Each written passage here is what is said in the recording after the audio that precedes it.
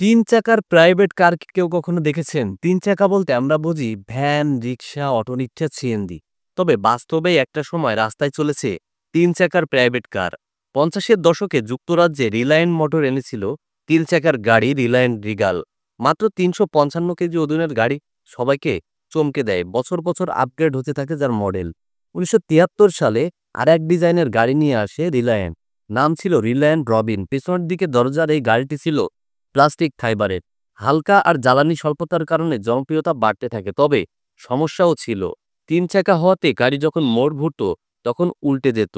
ঝুঁকির জন্যই এই গাড়ি উৎপাদন বন্ধ করে দেয় রিলায়েন্স। তবে উৎপাদন বন্ধের অর্ধ শতাব্দী পরেও দারুণ জনপ্রিয়তা এই গাড়ি। যুক্তরাজ্যের কেসপিক শহরের টেন্টিস ব্রিটেন নিনসন ১০ বছর জাদুঘরে রেখেছিল এই গাড়ি। এরপর ২০০৭ সালে ৪৪,০০০ ইউরোতে বিক্রি করেন এই গাড়িটি।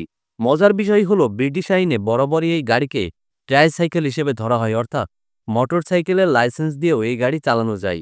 এই গাড়ির জনপ্রিয়তা আরও বাড়িয়েছে মিস্টার বিন।